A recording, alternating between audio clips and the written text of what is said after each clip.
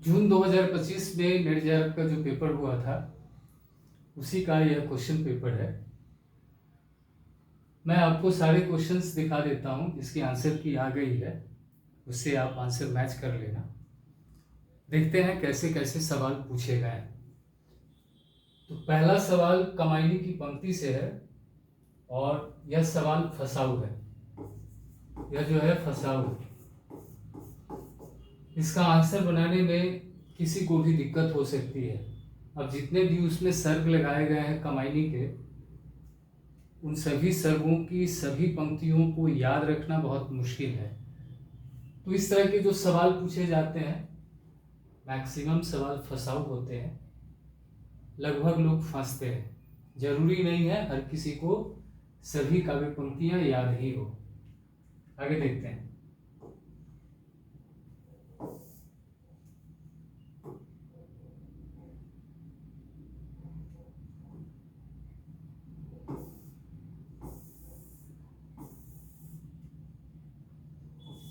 दूसरा सवाल क्रम से है, तो ये आप बना लेंगे, पढ़ेंगे जब तो पता चल जाएगा। कवि प्रिया केशवदास की रचना प्रेम वाटिका किसकी है, मैच करने के लिए बोला गया। लिखा है निम्नलिखित रचनाओं को काल क्रम के अनुसार पहले से बाद के क्रम में लगाएं।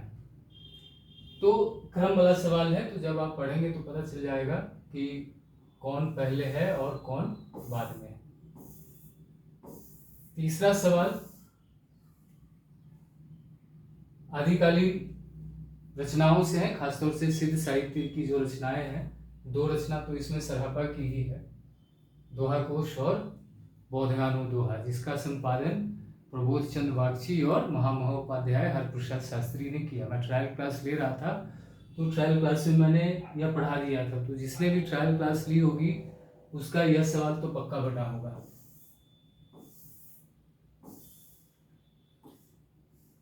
जिसके आगे पीछे भाई बहन माई बाप कोश्ती का घटवाड़ कहानी से यह स्टेटमेंट है, तो पता होना चाहिए कि यह कथन किसका। यह भी आसान है। लड़की का बाप कहता है कि जिसके आगे पीछे कोई नहीं है उसके हाथ में हम अपनी बेटी का हाथ कैसे दे दें। यह मिलाने वाला सवाल है, मैचिंग वाला है। एक तरफ निबंध है और दूसरी तरफ पंक्ति है। मजदूरी और प्रेम नाखून क्यों बढ़ते हैं, तो इसको भी आप पढ़ेंगे तो बन जाएगा। यह फसाऊ नहीं है, वाजिब सवाल है, तो इसमें दिक्कत नहीं है।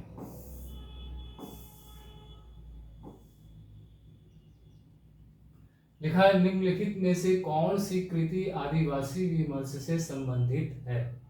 जंगली फूल, नगाड़े की तरह बजते शब्द, मन मांझने की जरूरत, मन मड़ंग गोड़ा नीलकंठ हुआ।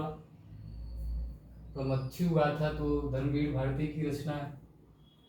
तो अब आपको पहचानना है कि इसमें आदिवासी जीवन से रिलेटेड कौन कौन सी रचनाएं हैं। तो प्रमथ्यु गाथा तो नहीं है, तो ई जिसमें है उसको तो आप माइनस ही कर दीजिए, तो एक में है। बाकी इन तीनों में से आप देख सकते हैं, तो यह भी जो है पता चल जाएगा। नंद किशोर आचार्य निम्नलिखित में से किस शतक के कवि माने जाते हैं। चौथा शतक, दूसरा शतक, तीसरा शतक, तार शतक। आसान है, सबसे अंतिम शतक के कवि हैं, तो यह भी आसान है, यह भी हम लोग याद करवाते हैं। किस पत्रिका का संपादन बद्रीनारायण चौधरी प्रेमघर ने किया, तो यह भी बहुत आसान है, कादम्बरी है। पेपर तो ठीक ही पूछा है, एक दो सवाल अभी तक जो मिला है वो थोड़ा सा फसाऊ है। ऐसे सवाल फंसाते ही है, नहीं बनते, मेरे से भी नहीं बनेगा। जरूरी थोड़ी है कि सारी काव्य पंक्तियां रटी हुई हो। इसमें क्या है, इसको मिलाना है। बिना पानी है, मारा मारी है, सचेत है, और एक तरफ समास से पूछ लिया। हिंदी के पेपर में समास व्याकरण कब से पूछने लगा जी? ये एनटीए की खुराफात दिमाग की उपज है। तुल्य, बहुग्री, व्याधिकरण बहुव्रीहि। व्याकरण तो सिलेबस में है नहीं, तो व्याकरण से सवाल कैसे पूछ रहा है जी? एनटीए वाले से पूछते नहीं हो? डालो, आरटीआई डालो, लेटर लिखो कि भाई व्याकरण जब सिलेबस में है नहीं तो पूछ क्यों रहे हो। आगे है अगला सवाल, खड़ी बोली की निम्नलिखित रचनाओं के संबंध में कौन सा एक कथन सत्य है? तो यह सवाल जो है सही है। अकबर के समय में गंग कवि ने चंचल वर्णन की महिमा यानी कृति नामक एक काव्य पुस्तक खड़ी बोली में लिखी थी, ठीक है। संवत 1798 में राम प्रसाद मीणा ने भाषा योग वशिष्ठ ग्रंथ। अब इसमें से आपको पहचानना है कि खड़ी बोली से रिलेटेड कौन सा सवाल जो है, कौन सा स्टेटमेंट जो है गलत है।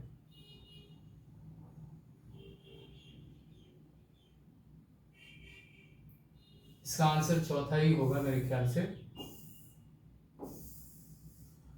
अगला सवाल है, आत्मा का धरातल मनुष्य को ऊपर खींचता है और जैव धरातल का आकर्षण नीचे की ओर।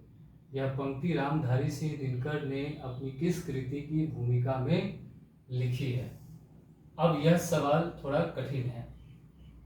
कठिन इसलिए है क्योंकि इसमें से सभी रचना तो लगी नहीं है इनकी, दिनकर की, और दिनकर ने इतना लिखा है।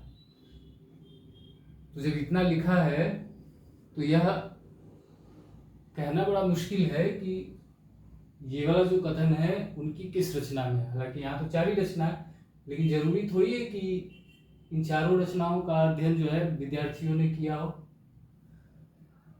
केवल ये वाली जो रचना है संस्कृति के 4 अध्याय हमारे सिलेबस में लगी है, बाकी तो शायद कोई भी नहीं लगी है। तो फिर ये भी सवाल जो है फंसाऊ है। अब इसका आंसर वही दे सकता है जिसने दिनकर को अच्छे से पढ़ा हो, उनकी 2-4 कृतियों को अच्छे से पढ़ा हो। तो 2 सवाल अभी तक जो है फंसाऊ मिला, बाकी जो है अच्छे सवाल।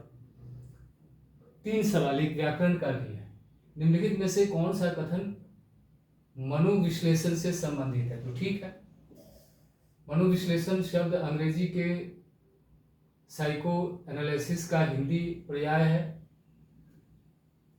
ईडिपस कॉम्प्लेक्स ग्रीक नायक इलेक्ट्रा के नाम पर है, तो ये देखना पड़ेगा। अब मनोविश्लेषणवाद का अध्ययन थोड़ा सा सीरियसली करना पड़ेगा, एक बार खोल करके पढ़ना पड़ेगा कि मनोविश्लेषणवाद है क्या। अभी तक तो हम लोग पढ़ते थे कि मनोविश्लेषणवाद के जनक कौन है, सिगमंड फ्रायड। अब हमें उसके अंदर भी जाकर के थोड़ा बहुत देखना पड़ेगा कि ये मनोविश्लेषणवाद है क्या। नागरिक प्रचारणी सभा के संदर्भ में आचार्य रामचंद्र शुक्ल जी का अभिमत है, तो यह आपके उनके इतिहास में मिल जाएगा। इतिहास की भूमिका में संबंध इतना में काशी नागरिक प्रचारणी सभा की स्थापना की। अब शुक्ल जी का स्टेटमेंट देखना पड़ेगा, तो इसका भी अध्ययन शायद शुक्ल जी के इतिहास के अलावा तो हम शुक्ल जी का कुछ पढ़ते नहीं हैं, उनके एक आध निबंध लगे हैं वही पढ़ते हैं। तो अब शुक्ल जी को भी थोड़ा बहुत सीरियसली लेना पड़ेगा। तो नागरिक प्रचारणी सभा के बारे में शुक्ल जी ने क्या कहा है, एक बार वह भी देखना पड़ेगा। आगे है, प्रेम ने मनुष्य को मनुष्य बनाया, भय ने उसे समाज का स्वरूप दिया, अहंकार ने उसे राष्ट्र में संगठित कर दिया। उपर्युक्त उदाहरण शेखर एक जीवनी भाग 1 के किस खंड से उद्धृत है? अब यह भी फंसाऊ है। हर खंड में कुछ न कुछ अच्छे स्टेटमेंट होते हैं। अगर सिर्फ इतना पूछ लेता कि यह कथन किस उपन्यास से है और यहाँ पे 4 उपन्यास का नाम होता तो वाजिब सवाल होता, लेकिन खंड से पूछा जा रहा है तो यह फंसाव है, क्योंकि हर उपन्यास में कई खंड है और हर खंड में कई स्टेटमेंट है अच्छे अच्छे। तो सारे खंडों को पढ़ना, सारे खंडों के कथन को याद रखना, कथन के अकॉर्डिंग खंड के अकॉर्डिंग कथन को याद रखना बहुत कठिन है। तो ये भी थोड़ा मुश्किल है। इस तरह के सवाल पूछेंगे तो फंसेंगे। हिंदुस्तानी ग्रामर से संबंधित निम्नलिखित में से कौन सा कथन सही है?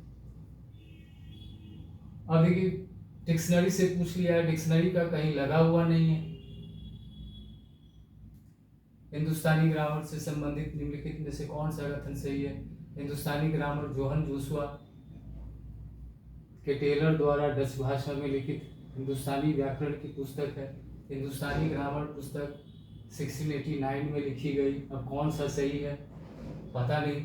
हिंदुस्तानी ग्रामर इससे पहले आपने निर्जय की तैयारी करते हुए कब पढ़ा था बात मुझे भी मालूम नहीं है। अब है निम्नलिखित में से कौन कौन से शब्द स्त्रीलिंग है, तो ये तो बन जाएगा। अब देखिए स्त्रीलिंग पुल्लिंग से भी पूछ रहा है। सब व्याकरण व्याकरण कहाँ से घुसा दिया इसने। अब क्या एनटीए इस तरह से भी सवाल पूछने लगा। स्त्रीलिंग पुल्लिंग समास, कहीं विलोम शब्द न पूछने लगे, पर्यायवाची शब्द न पूछने लगे।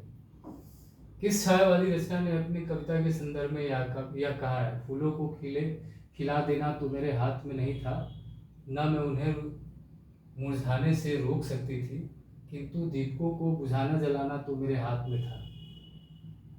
अब स्टेटमेंट से ही पता चल रहा है कि किसी महिला स्टेटमेंट का ये लिखा है ना, न मैं उन्हें मुरझाने से रोक सकती थी, इसका मतलब कोई स्त्री कह रही है। अब इसमें 3 तो पुरुष है, एक ही स्त्री है, तो जरा सा कॉमन सेंस लगाएंगे तो इसका आंसर बन जाएगा। तो महादेवी वर्मा का ही होगा, क्योंकि 3 पुरुष तो नहीं कहेंगे कि थी। सुमेलित कीजिए। एक तरफ क्या है, ये भारत दुर्दशा के अंक, ठीक है, यह तो मैं रटवाता हूं, आपको याद रखना। मैंने पिछली बार वीडियो बनाया था, उसमें कहा था कि कौन से अंक में कौन सा दृश्य है यह जरूर याद होना चाहिए, और देखिए पूछ लिया। तो ये तो मैंने पहले ही बता दिया था कि आपसे ऐसे भी सवाल पूछे जा सकते हैं। बीजक में संकलित रमैनिया किस छंद में लिखी गई है, तो ये भी आपको याद रखना कि बीजक में जो संकलित रचनाएं हैं वह किस छंद में है। मोहन राकेश का नाटक आधे अधूरे पहले किस पत्रिका के 3 अंकों में छपा था, तो यह सवाल भी बहुत महत्वपूर्ण है, इसको भी याद रखना। दिनमान है, सारिका है, धर्मयुग है, साप्ताहिक हिंदुस्तान में है, किसमें छपा था, आप इसका आंसर देखना।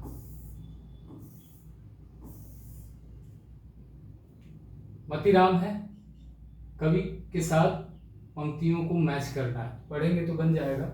ठाकुर है, मतीराम है, घनानंद है, बोधा है,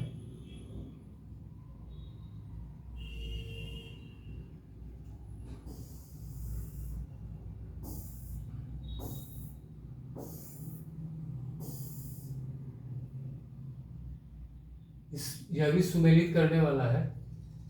अभी ये संज्ञा से सवाल पूछ रहा, जातिवाचक संज्ञा कौन है, विश्लेषण से भाववाचक संज्ञा, संज्ञा से विश्लेषण। अजीब सवाल से पूछ रहे हैं यार, क्या है, व्याकरण घुसा रहे हैं इसमें। ये भी सुमेलित करने वाला, तो ये तो बन जाएगा। कवि है और काव्य पंक्ति है। जली ठूंठ पर बैठकर गई कोकिला को पल में बांका कर से शासन की बंदूक, इस तरह की पंक्ति नागार्जुन की है। तो एक कचार है, देखिए कौन सा है, एक कचार 2 में है, ये 2 में भी है, इसमें भी है, तो इसको पढ़ेंगे तो बन जाएगा। निम्नलिखित में से कौन सी काव्य पंक्ति अमीर खुसरो द्वारा रचित है। अब यह भी आसान है, यह नहीं है। अगिन जो लागी नीर में,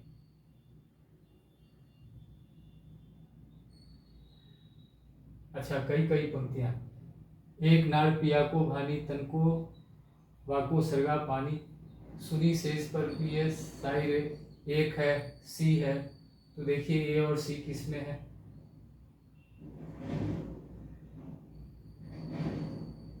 सी तो है, एक नाड़ ने अचरज किया, सांप मार पिंजरे में दिया, तो सी तो है।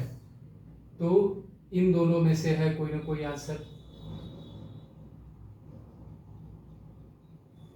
मोहि अचंभो आवत ऐसे वामे जी बसत है कैसे, चाम मास वाके नहीं नहीं खार मास हार हार में वाके छेद, मोहि अचंभो आवत ऐसे वामे जी बसत है कैसे, यही पंक्ति है, तो यह वाला सी इसका आंसर है। किस विचारक का संबंध रूसी रूपवाद से, तो यह सवाल अच्छा है, यह हम लोग पढ़ाते हैं। फिर उसी रूपवाद से किसका संबंध है, बिंबवाद से किसका संबंध है, अस्तित्ववाद से किसका संबंध है, स्वच्छंदतावाद से किसका संबंध है, यह याद होना चाहिए। पद्मावत के संदर्भ में आचार्य रामचंद्र शुक्ल जी की निम्नलिखित टिप्पणी को सही क्रम में व्यवस्थित कीजिए। सही क्रम में, कथन को भी सही क्रम में लगाने के लिए पूछ रहा है। तो अब शुक्ल जी का इतिहास पढ़िए और उसमें जिस तरह से शुक्ल जी ने पद्मावत के बारे में बातें कही है, उस क्रम को भी हमें ध्यान में रखना पड़ेगा। पहले तो सिर्फ पूछा जाता था कि पद्मावत के बारे में यह कथन किसका है, आप कह रहा है कि एक ही आलोचक का कथन है, लेकिन आप उसको सीक्वेंस से लगाओ। कमाल है।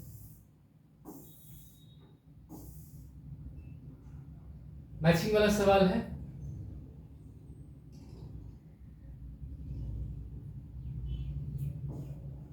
तो बन जाना चाहिए।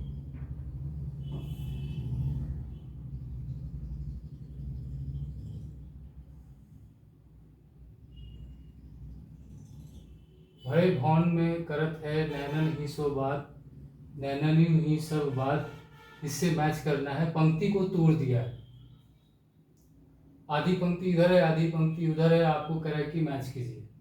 तो बिहारी की पंक्ति है, कहत नाटत रिझत खिजत मिलत खिलत लजियात, बड़े भवन में करत है नैननु ही सब बात। तो सी का 2 है। तो अब इसमें देख लीजिए सी का 2 कहाँ पे है, 2 में है, एक बी में है, इसमें है। तो इसी तरह से बाकी का देखेंगे पता चल जाएगा। तो अब इस तरह से भी सवाल पूछने लगा। बढ़िया। ये तो आसान है, शब्दार्थों साहित्य काव्यम भामह का है। सभा हम लोग याद करते थे। इधर स है, इधर भा है, तो समा 1 का 4 है, तो 1 का 4 तो यही है, 3 आंसर है इसका।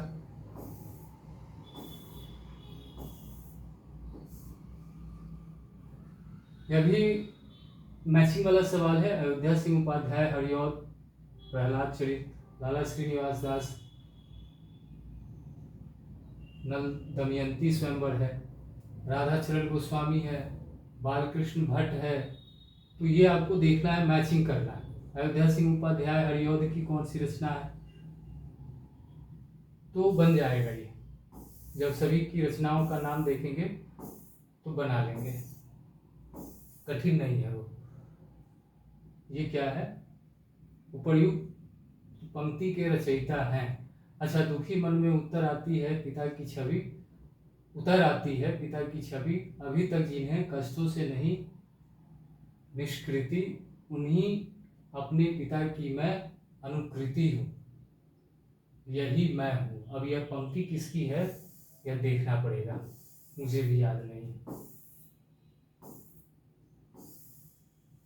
अंधेर नगरी नाटक के अंकों के स्थान का सही क्रम। अब देखिए, अंधेर नगरी नाटक से 2 सवाल पूछ लिया, अंक से ही पहले भी है, यहाँ भी है, तो यह तो आपको मालूम होना चाहिए, यह हम लोग पढ़ाते हैं।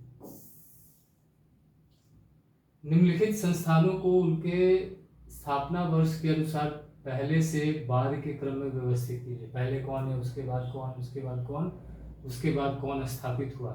तो अगर सबकी तिथि याद है तो आप बना लें। फोर्ट विलियम कॉलेज 1800 में इसकी स्थापना हुई।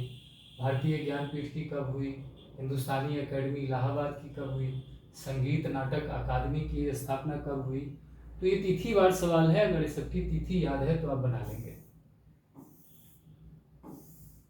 महिलांचल के अनुसार मेरीगंज गांव से संबंधित निम्नलिखित में से कौन सा कथन सत्य है, तो इसको भी पढ़ेंगे तो बन जाएगा। मेरीगंज गांव का नाम अंग्रेज अधिकारी ने अपनी बहन के नाम पर रखा था। मेरीगंज गांव में 16 वर्ण के लोग रहते हैं, कथन सत्य है। 16 वर्ण नहीं, 12 वर्ण होते हैं।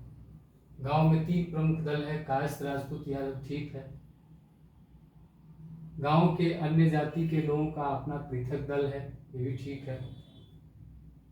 अब उपन्यास के अनुसार ब्राह्मण लोग तृतीय शक्ति है, गलत है। ब्राह्मण कभी तृतीय शक्ति नहीं रहा, ब्राह्मण हमेशा शुरू से ही शक्ति का केंद्र रहा है। पीयू से कहो संदेश रहा है भोड़ा, एक काक, मलिक मोहम्मद जायसी की पंक्ति है।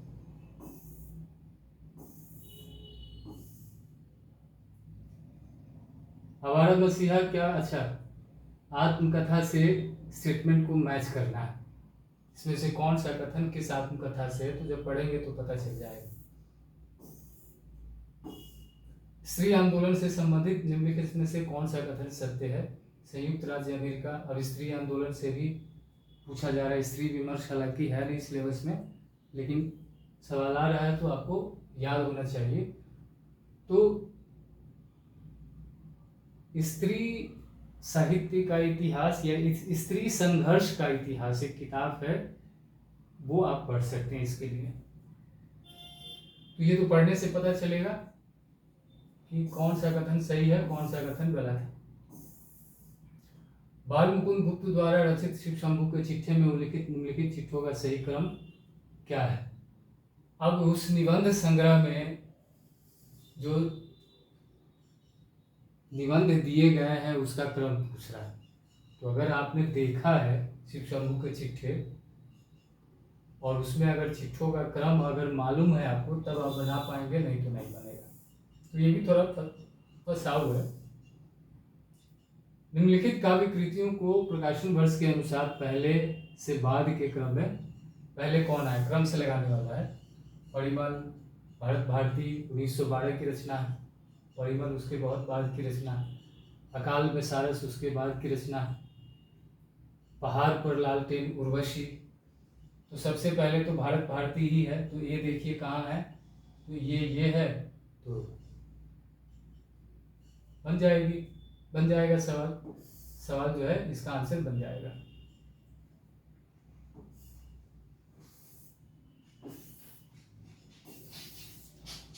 लोक पाप को मूल है, लोक मिटावत मान, लोक कबू न कीजिए, या में नरक निदान। गोवर्धन दास, नारायण दास, महंत राजा। किसने यह बात कही है?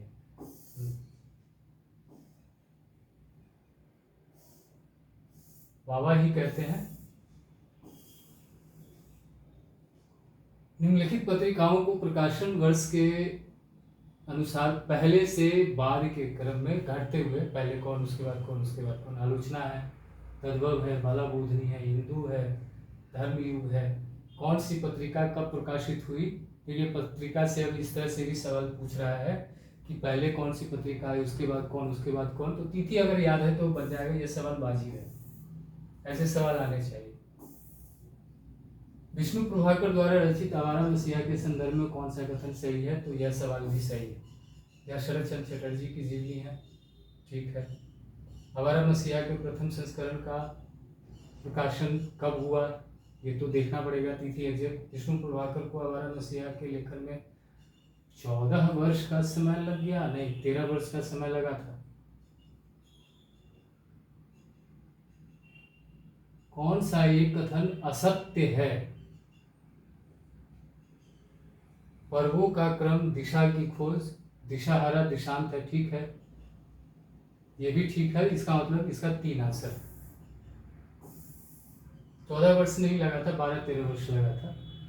निम्नलिखित काव्य सिद्धांतों को पहले से बाद के काल में, ये भी क्रम वाला है।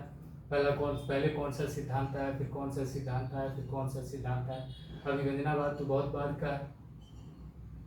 काव्य भाषा का सिद्धांत बहुत बाद का है।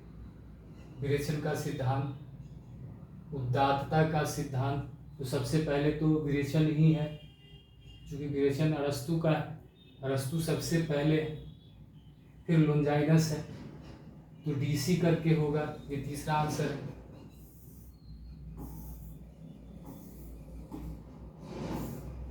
निम्नलिखित कविता अंश को सही क्रम में व्यवस्थित कीजिए। अब ये वाला फंसाव है।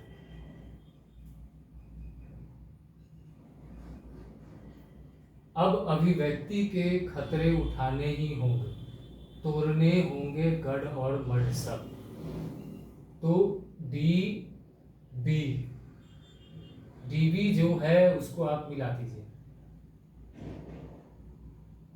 हाँ, इसका आंसर भी 3 है। अब अभिव्यक्ति के खतरे उठाने ही होंगे, तोड़ने ही होंगे गढ़ और मढ़ सब। पहुंचना होगा दुर्गम पहाड़ों के पार, तब कहीं देखने को मिलेंगी बाहें, जिनमें की प्रतिपल कांपता रहता अरुण कमलेख। अरे खतरनाक है भाई। पंक्ति को भी इधर उधर करके कहा जा रहा है कि आप अरेंज कीजिए।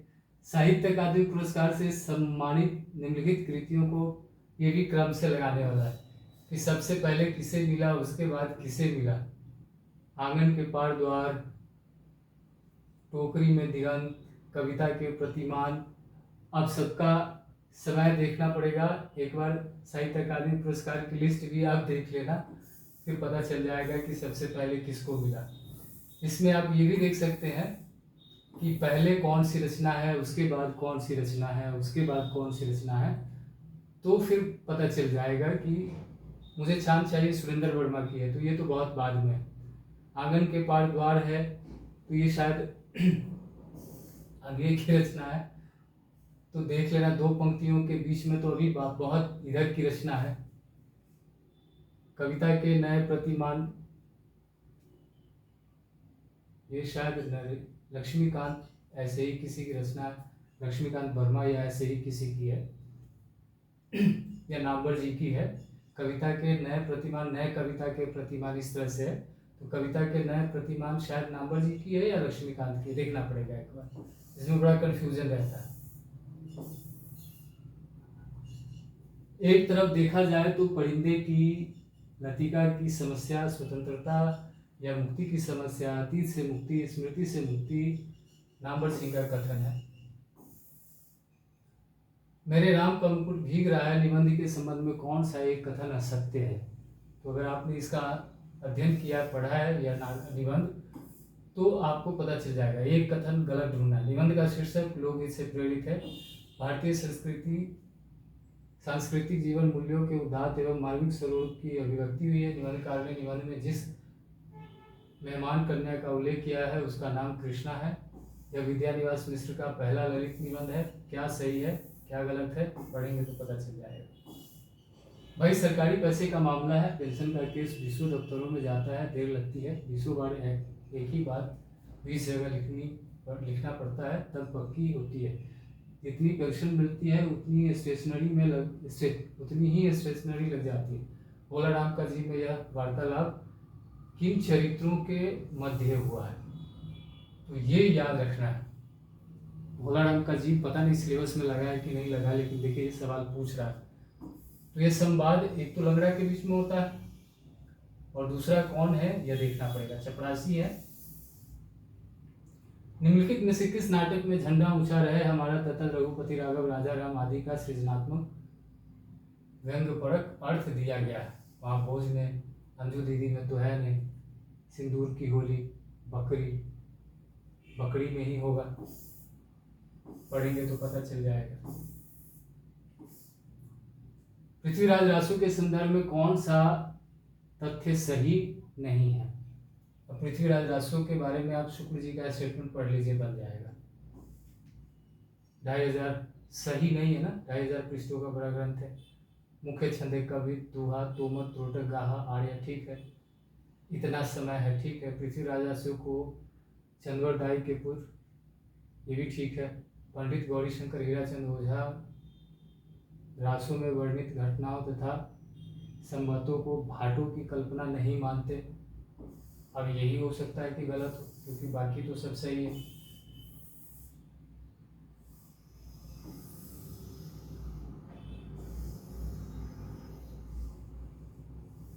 एक से अधिक इसमें गलत है। बिहारी के संदर्भ में यह कथन किसने कहा। बिहारी का काव्य हृदय में किसी ऐसी लय, शुक्ल जी का है यह। तीसरी कसम कहानी से उद्धृत इन पंक्तियों को पहले से बाद के क्रम में व्यवस्थित कीजिए।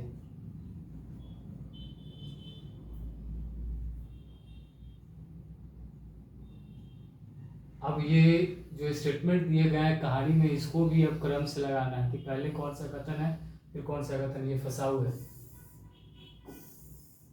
इतना किसी को याद नहीं रहता। तुम सब है वो मार्केट जिनका 7 सागर पार है।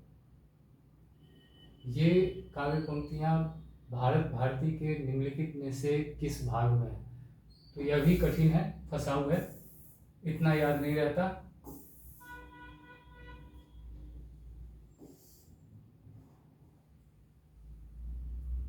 मैलांचल में प्रयुक्त शब्द अर्थ पूछा जा रहा है। कमसल का मतलब क्या होता है, डोल डाल का मतलब क्या होता है, हसेरी का मतलब क्या होता है, दामूल हौज का मतलब क्या होता है। गजबे सवाल से है भाई। भाषा की विशेषताओं के संबंध में निम्नलिखित में से कौन से कथन सत्य है। भाषा पैतृक संपदा, देखिए भाषा से, भाषा का लगा हुआ है, लेकिन इस तरह से कभी सवाल नहीं पूछा जाता था, अब पूछा जा रहा है। तो कॉमन सेंस पर आधारित है, ढंग से पढ़ेंगे तो बन जाएगा। कौन सा कथन असत्य है, कौन सा कथन सत्य है। भाषा पैतृक संपदा है।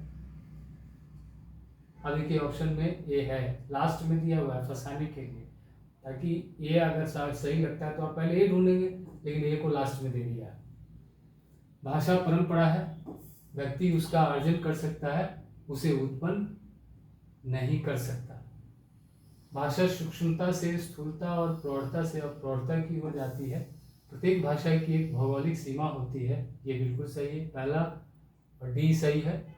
तो ए और डी देखो आप किस में, देखो ए और डी है ही नहीं, कह रहा डी भाषा पैतृक संपदा है। गलत है क्या? हाँ, पैतृक भी ना हो, सामाजिक हो, देखना पड़ेगा एक बार। मातृभाषा जिसे हम कहते हैं, तो मातृभाषा तो पैतृक भाषा ही होती है। ये तो है, बी में क्या है, भाषा परंपरा है, व्यक्ति उसका अर्जन कर सकता है, उसे उत्पन्न नहीं कर सकता। भाषा को व्यक्ति उत्पन्न नहीं करता है, तो क्या भाषा भगवान पैदा करती है? अजीब सवाल है। भाषा को कौन क्रिएट करता है? मनुष्य ही करता है ना। भगवान तो भाषा पैदा करते नहीं है।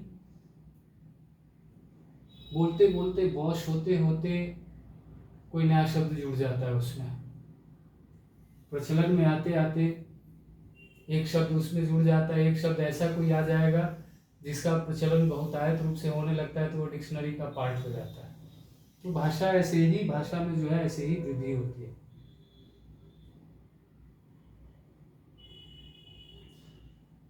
इंस्पेक्टर माता दिन चांद पर,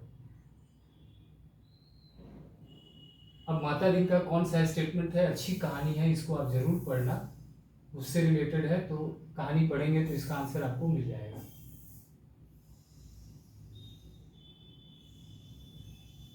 अब पूछा जा रहा है कि यह स्टेटमेंट किस इतिहास से है। भिन्न भिन्न शाखाओं के हजारों कवियों की केवल कालक्रम से कुछ उपयुक्त वृत्तमालाएं साहित्य के इतिहास के अध्ययन में कहाँ तक सहायता पहुंचा सकती है। सारे रचना काल को केवल आदि, मध्य, उत्तर इत्यादि खंडों में आंख मूंद कर बांट देना, यह भी न देखना कि किस काल का, यह एक बार और पूछा हुआ है, इससे पहले भी यह स्टेटमेंट आया हुआ है। और मेरी जो किताब है आदिकाल पे, मैं आपको दिखाता हूँ।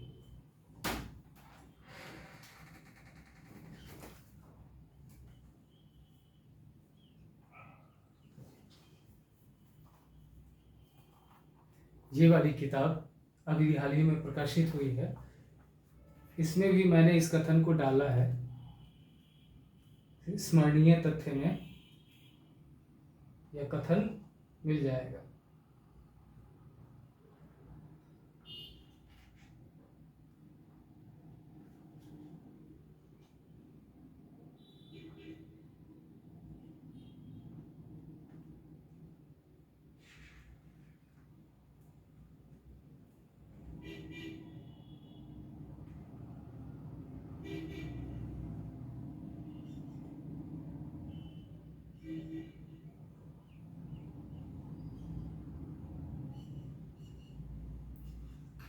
दूसरा ही कथन है स्मरणीय तथ्य में, इसमें से रामचंद्र शुक्ल ने मिस्र बंधु के काल विभाजन पर टिप्पणी करते हुए लिखा है, सारे रचना काल को केवल आदि, मध्य, पूर्व, उत्तर आदि खंडों में आंख मूंद कर बांट देना, यह भी न देखना कि किस खाल खंड के अंतर्गत क्या आता है क्या नहीं, किसी वृत्त संग्रह को इतिहास नहीं बना सकता, किसी वृत्त संग्रह को इतिहास नहीं बना सकता। शुक्ल जी का अगली बार यह पूछा जाना चाहिए कि शुक्ल जी ने यह बात किस आलोचक या किसके इतिहास के संबंध में कही है, तो फिर लोग फंस जाएंगे। तो ये वाली किताब है, आप इसे जरूर पढ़ना। आदिकाल से रिलेटेड A to Z जानकारी है इसमें। अगर इसको आप इत्मीनान से पढ़ लेते हैं तो आदिकाल का एक भी सवाल आपका नहीं छूटेगा। मार्केट में बहुत सारी गाइड है, लेकिन यह गाइड नहीं है, किताब है। इसमें मैंने हर तरह से चीज़ों को एकत्रित करने का प्रयास किया है ताकि आप इसे ऑब्जेक्टिव के रूप में भी इस्तेमाल कर सको और सब्जेक्टिव के रूप में भी इस्तेमाल कर सको। भविष्य में कभी बच्चों को आदिकाल पढ़ाने का मौका मिले तो आप उसे इस किताब के जरिए पढ़ा सको। तो 120 पेज के आसपास की किताब है और अच्छी किताब है।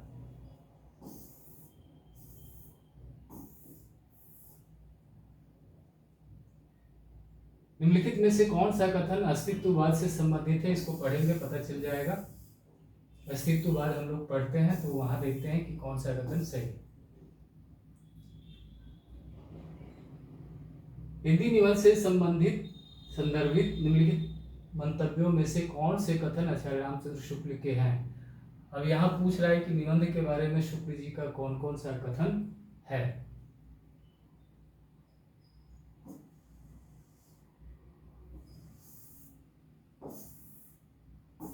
निम्नलिखित में से कौन सा कथन डॉक्टर शंभुनाथ के अनुसार भारतीय नवजागरण के विभिन्न रूपों से संबंधित है? शंभुनाथ, डॉक्टर शंभुनाथ इधर से भी पूछने लगा है क्या? नवजागरण से संबंधित शंभुनाथ का स्टेटमेंट पूछ रहा है। मूर्धैया ठीक है, आत्मकथा को तुलसीराम ने विभिन्न शीर्षकों में विभाजित किया है, उस शीर्षक का सही क्रम क्या है? अब इस उपन्यास को आप देखेंगे तो कई चैप्टर उसमें आपको मिलेंगे, तो देखने के बाद पता चलेगा कि उसका क्रम कैसे है। तो आगे से ध्यान रखना, जितने भी उपन्यास लगे हैं उन उपन्यासों को पलट कर देखना। अगर वह चैप्टर में विभाजित है तो उसका चैप्टर लिखकर जरूर याद कर लेना। नाटक को अंक के हिसाब से याद कर लेना कि किस अंक में कौन सा पहले मतलब कि हर अंक का कोई ना कोई दृश्य होता है, तो किस दृश्य से कौन सा अंक शुरू होता है। जैसे अंधेर नगरी का पहला अंक किस दृश्य से शुरू होता है, दूसरा किस दृश्य से होता है। इसी तरह अगर नाटक में हर अंक में कोई दृश्य जुड़ा हुआ है तो उसको याद रखना, चैप्टर जुड़ा हुआ है, खंड जुड़ा हुआ है, इस तरह से नाम दिया हुआ है, उसको आप लिख लेना। अब कहानी भी पढ़ोगे तो जैसे जैसे स्टेटमेंट मिलता जाएगा उसका क्रम सजाते चलना, क्योंकि उस तरह से भी पूछ रहा है कि पहले कौन सा कथन आया उसके बाद कौन सा कथन आया है। यह फंसाओ, लेकिन एनटीए पूछ रहा है। अमीय हलाल मद भरे श्वेत श्याम रत्नार जियत मरत झुकी पड़त जेही चितवत एक बार। किसी पंक्ति है? किस लिखा उपयुक्त दोहा किस कृति में संकलित है? अब अगर आपने पकड़ लिया कि किस कवि की पंक्ति है तो आपको पता चल जाएगा। प्रकाशन वर्ष पूछ रहा है, आपको याद होना चाहिए। अखबार है, पत्रिका है, अखबार है, मैगजीन से रिलेटेड सवाल है, तो इसको आप देखेंगे तो पता चल जाएगा। उदंत मार्तन 1826 में 1 का 3 है, देखिए कहाँ है, ए में भी है, बी में भी है, बाकी को आप मैच करके। सरस्वती पत्रिका का प्रकाशन 1900 में हुआ, तो बी का 4 है, तो देखिए बी का 4 यहाँ भी, बी का 4 यहाँ, दोनों कॉमन है। अब इसी में से पता चलेगा।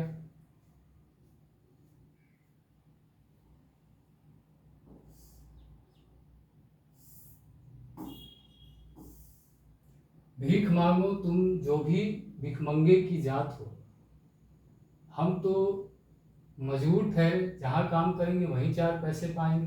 गोदान में माता दिन के प्रति यह बात कौन कहता है, होरी धनिया गोबर सिलिया। भीख मांगे कि जहाँ तो हम तो जहाँ कमाएंगे वहीं 2 पैसे कमा लेंगे, काम करेंगे वहीं 2 पैसे कमा लेंगे। पढ़ेंगे पता चल जाएगा किसका कथन है वह। बलदेव मैनाचल का पात्र है यह, ने बावन दास की गांधी जी वाली चिट्ठियों वाला बस्ता क्यों जला दिया, ताकि बावन दास मिनिस्टर न बन जाए, ताकि बावन दास गांव का मुखिया न बन जाए, ताकि बावन दास लक्ष्मी के चित से उतर जाए, ताकि गांगुली जी उससे सवाल जवाब न करे। क्यों जला दिया था, पढ़ा होगा तो आपको पता चल जाएगा। यह सारस्वत देश तुम्हारा तुम हो रानी, मीरा को संबोधित यह पंक्ति कमायनी के किस सर्ग में। आप देखिए हंसाने वाला है, किस सर्ग में। प्रेरणार्थक क्रिया का उदाहरण नहीं है, व्याकरण का सवाल है। छायावादी कवियों की कल्पना लोक की उड़ान अपनी क्षमता की पूर्ति का प्रयास है। छायावादी कवियों की कल्पना लोक की उड़ान अपनी क्षमता की पूर्ति का प्रयास है, स्टेटमेंट है, देखना पड़ेगा किसका। लेखक की मृत्यु की घोषणा किसने की, किसने की, रोयावाट।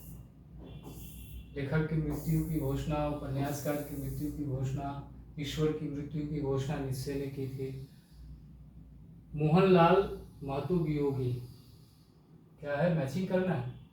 भगवती शरण वर्मा, अच्छा रचना से रचनाकार को मैच करना है तो यह बना लेंगे आप, ठीक सवाल।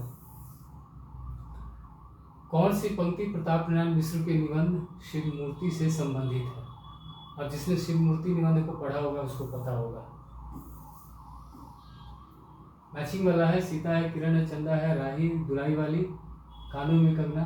तो सीता तो दुलाई वाली की पात्र है, तो 1 का 2 आप देखिए कहाँ पे है। अब 1 का 2 एक ही में, यही आंसर है। कीर्ति के द्वार सबके लिए नहीं खुले हैं, परंतु भलाई करने का अवसर सब किसी को जो उसकी खोज करता मिल सकता है। भारतेंदु के किस निबंध से लिया गया। तो भारतवर्षोन्नति कैसे हो सकती है, दिल्ली दरबार दर्पण, सरयू पार की यात्रा, स्त्री सेवा पद्धति। अब अगर सभी निबंध आपने पढ़ा है तभी पता चल जाएगा, मुझे भी इसका आंसर मालूम नहीं किस निबंध से। हम लोग तो वही निबंध पढ़ते हैं जो सिलेबस में लगा हुआ है, और इसके बावजूद सारा स्टेटमेंट याद ही हो कि उसी निबंध से संभव नहीं है, जरूरी नहीं है। मानस का हंस के आमुख के अनुसार इस उपन्यास को लिखने से पहले नागर जी ने निम्नलिखित में से किस रचना को खास तौर से पढ़ा था।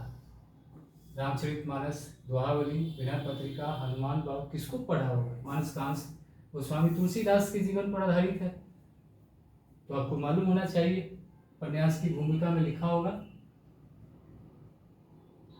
उत्तर आधुनिकता से संबंधित कथन है,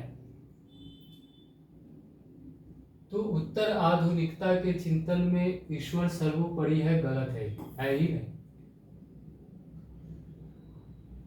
उत्तर आधुनिकता महावृतांत के विरुद्ध है, यह सही है, बिल्कुल करेक्ट। तो ए तो सही है, तो ए इसमें है, ए इसमें है।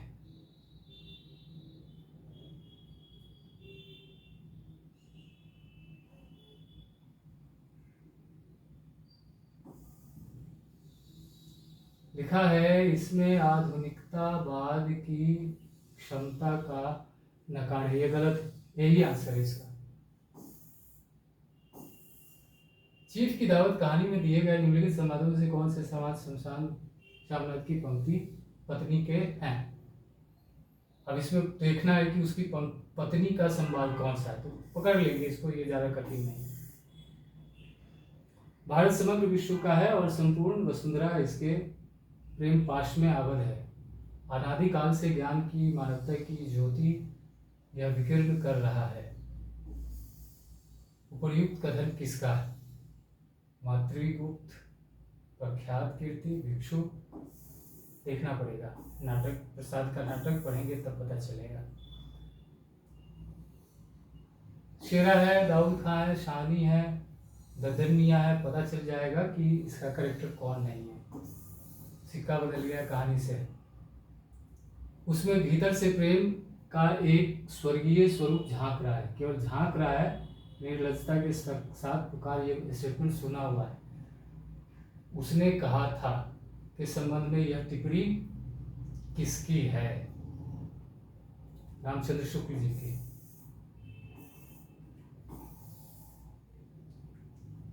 योग्यता 1/4 व्यक्तित्व का निर्माण करती है, शेष पूर्ति प्रतिष्ठा द्वारा होती है। प्रयुक्त कथन किसका है? मोहन राकेश के नाटक से। निम्नलिखित में से कौन सी पत्रिका रचना माधव प्रसाद मिश्र से संबंधित नहीं है? देखना पड़ेगा किस पत्रिका के साथ माधव प्रसाद मिश्र जी का संबंध नहीं जुड़ा हुआ है। ऐतिहासिक भौतिकवाद से संबंधित मुक्तिबोध की थियोरी है यह, तो पढ़ेंगे तो पता चल जाएगा। देखिए इस तरह से भी पूछ रहा है कि ऐतिहासिक भौतिकवाद का मतलब क्या है। मुक्तिबोध से है यह, मार्क्सवादी थियोरी से। मार्क्सवाद, गांधीवाद, अम्बेडकरवाद लगा हुआ है ना। जैसे वीर कर्म से पृथक वीरत्व कोई पदार्थ नहीं, वैसे ही सुंदर वस्तु से पृथक सौंदर्य कोई पदार्थ नहीं। यह स्थापना रामचंद्र शुक्ल ने अपने निबंध कविता क्या है कि किस उपशीर्षक के अंतर्गत की है।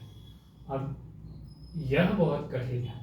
कथन हम लोग जानते हैं कि शुक्ल जी का है, लेकिन अब किस निबंध से है ये कहना बड़ा कठिन है। मनुष्यता की उच्च भूमि, दलित आंदोलन से संबंधित। देखिए दलित साहित्य में अम्बेडकर दर्शन लगा हुआ है, तो उससे रिलेटेड सवाल है, पढ़ेंगे तो बन जाएगा। निम्नलिखित में से कौन सा कथन सही है, तो इसको एक बार देखेंगे।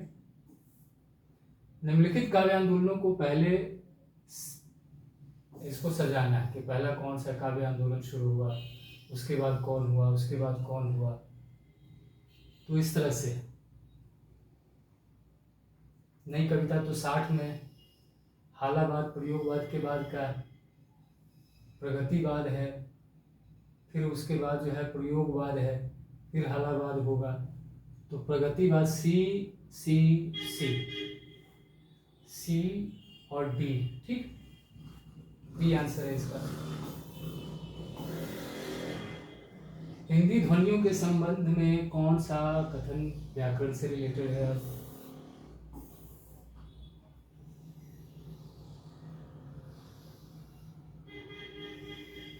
चारू चंद्र लेख, कवि का दृष्टि अभावपूर्ण है, क्या कह रहा है? सूची 1 को 2 से सम्मिलित कीजिए। झूठा सच। हिंदी उपन्यास की एक नई दिशा। अच्छा, स्टेटमेंट है इससे। किस उपन्यास के बारे में कौन सा स्टेटमेंट है, मैच करना है। एक टूटा दर्पण, मैलाचल, दूसरों का नरक किसके बारे में है? इन रचनाओं के बारे में कथन है इन आलोचकों का, तो हमें मैच करना है कि किसके बारे में कौन सा कथन है।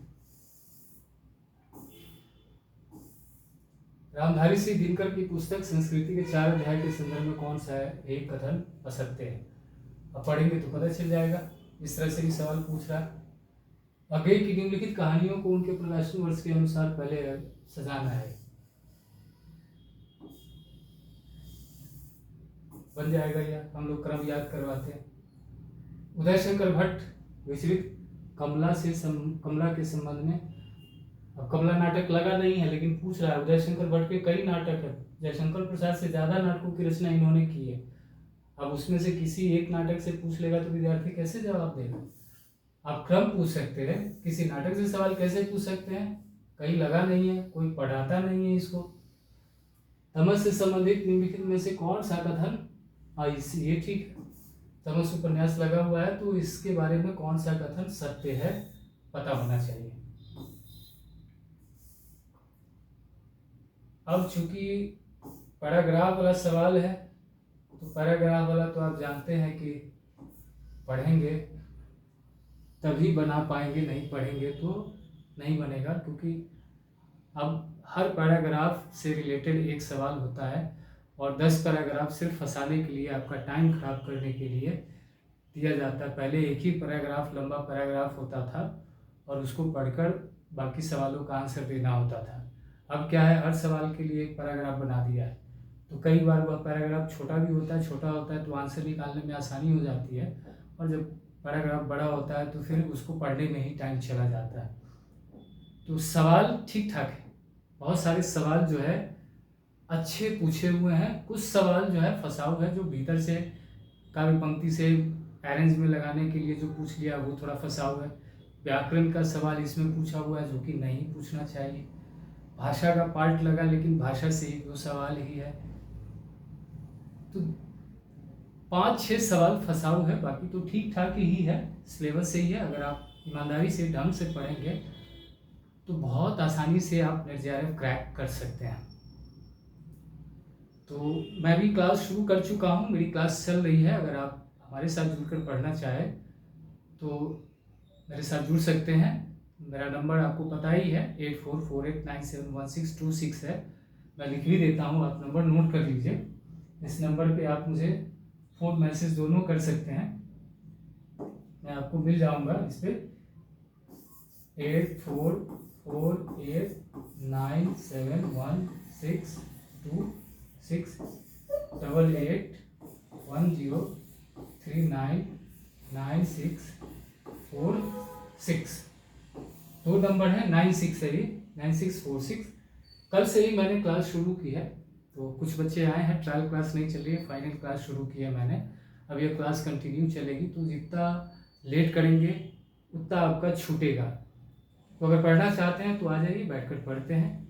बाकी जब पढ़ेंगे तो फिर हम एक एक सवाल को जैसे जैसे जिस काल खंड में पहुँचेंगे उस काल खंड में हम इस सवाल को लेंगे और फिर वहाँ पे इसको हम डिकोड करेंगे और वहाँ इसको समझेंगे, नोट करेंगे, इसका आंसर हम वहाँ पे सॉल्व करेंगे, देखेंगे। मिलते हैं अगले वीडियो में।